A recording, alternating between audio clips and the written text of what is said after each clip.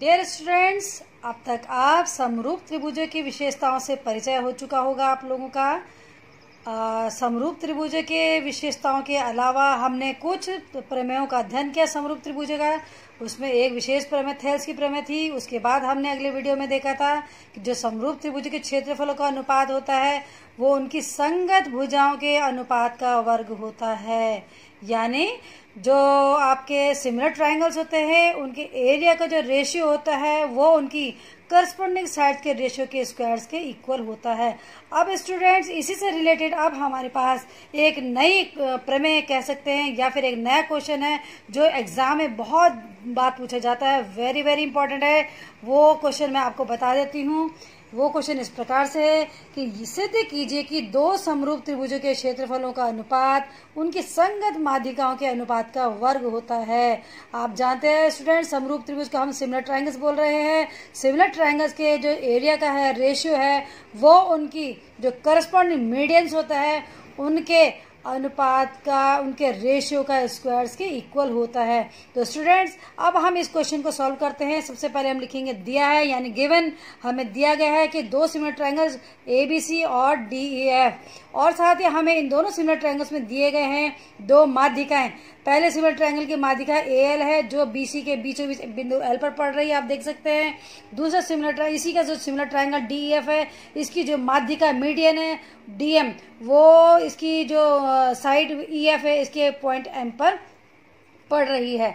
तो स्टूडेंट्स, हमें प्रूव करना है, हमें सिद्ध करना है कि area of triangle ABC ratio area of triangle DEF is equal to इनकी जो करस्पॉन्डिंग मीडियंस है यानी AL और DM, इनके रेशियो का स्क्वायर्स यानी कि AL upon DM whole square. तो स्टूडेंट्स, अब आ जाते हैं हम इसको प्रूव करने पर।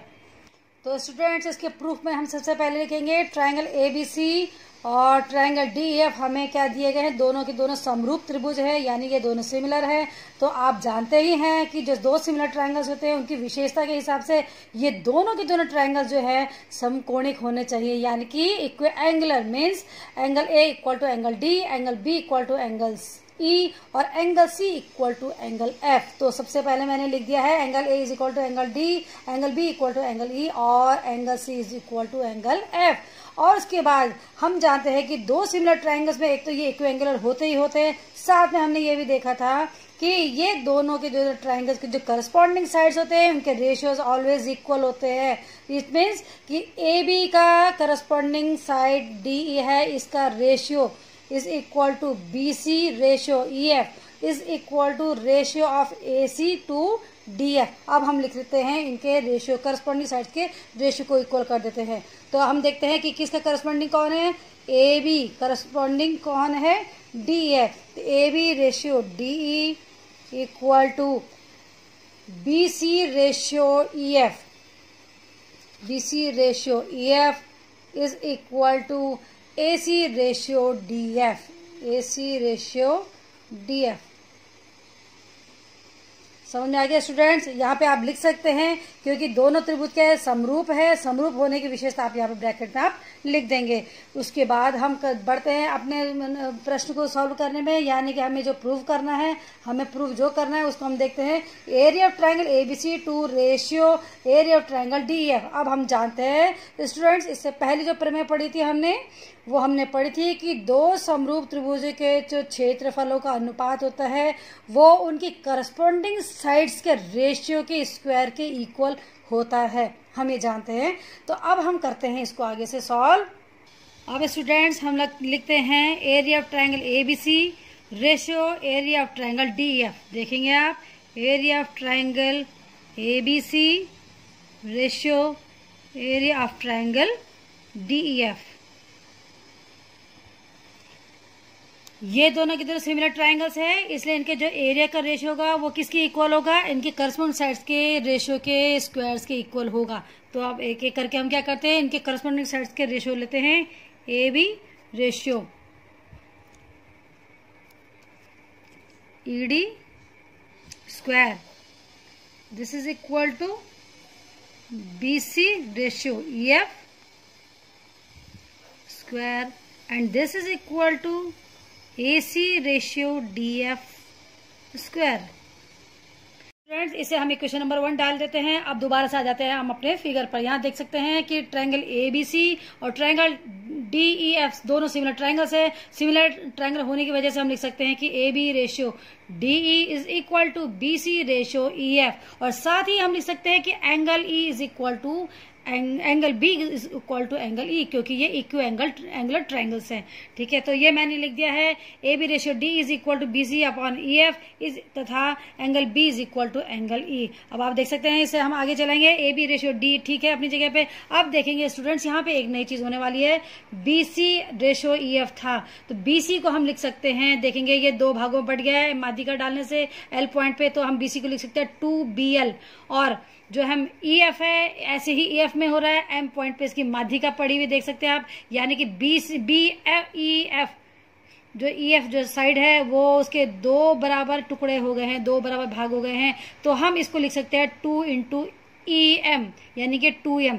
तो अब हम देख सकते हैं स्टूडेंट, हम क्या लिखेंगे, BC को हम लिखेंगे 2BL अपॉन EF को लिखेंगे हम 2EM, और साथ में हमें पता ही है कि angle B is equal to angle E है। इसे हम आगे चलाएंगे।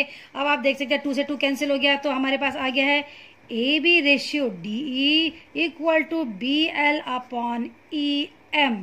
देखेंगे आप स्टूडेंट, दोबारा से देखेंगे, AB ratio DE equal to BL ratio EM। देखेंगे स्टूडेंट, ये किस ट्रायंगल में हो गया, देखेंगे ये छोटा ट्रायंगल बन रहा है इस मीडियन को लेकर के, और ये जो EM है इस छोटे ट्रायंगल को लेकर के, मीडियन को लेकर के ये इसके ये साइड है, और angle B is equal to angle E इस दो ट्रायंगल्स में। इससे ये पता चलता है कि ये वाला ट्रायंगल ABL और ये वाला ट्रायंगल DEM ये दोनों भी सिमिलर हो गए। अब हम लिख सकते हैं इनको करस्पॉन्डिंग साइड्स के रेशियो में। तो आप देख सकते हैं हमने लिखा है area triangle ABL ratio area of triangle DM is equal to AB ratio D square equal to BL ratio EM whole square is equal to AL ratio DM square. अब हम ट्रायंगल स्टूडेंट्स क्या करते हैं, हमें जो prove करना था कि triangle area of triangle ABC ratio area of triangle DF is equal to AB upon ED, ये हमें ये प्रूव करना था AL अपॉन DM स्क्वायर, यानी कि इनकी जो माध्यिकाएं हैं ये मीडियंस है, इनके रेशियो का स्क्वायर्स। अब देखेंगे स्टूडेंट, अब हमारा सॉल्व होने ही वाला है। अब हम क्या करेंगे, यहाँ पे हम देख सकते हैं कि हम AB अपॉन D स्क्वायर को लिख सकते हैं हम AL अपॉन DM स्क्वायर के फॉर्म में लिख सकते हैं। देखेंगे क्वेश्चन नंबर 1 में AB अपॉन DE यानी ED स्क्वायर को हम लिख देंगे AL अपॉन DM, यानी कि समीकरण नंबर 2 से हम AB अपॉन D स्क्वायर की वैल्यू जो है समीकरण नंबर 1 में रख देंगे, तो हमें जो मिलेगा वो इस प्रकार से मिलेगा। Area of ABC ratio area of triangle DEF is equal to AB upon ED square के स्थान पर लिखेंगे हम AL अपॉन DM स्क्वायर। देख सकते हैं हम AL अपॉन DM स्क्वायर। इस प्रकार से स्टूडेंट्स आप देख सकते हैं कि जो हमसे पूछा गया था, हमसे जो प्रूव करने के लिए कहा गया था, वो हमने इजीली प्रूव कर दिया है कि दो सिमिलर ट्रायंगल्स के जो एरियाज होते हैं उनके रेशियो, उनके एरियाज के रेशियो जो है यानी कि क्षेत्रफलों का अनुपात जो है उनकी संगत माध्यिकाओं के अनुपात का वर्ग होता है। और स्टूडेंट्स ये वेरी वेरी इंपॉर्टेंट क्वेश्चन है, कई बार एग्जाम में पूछा जाता है इससे रिलेटेड, और क्वेश्चन अब हम अगले वीडियो में सॉल्व करेंगे।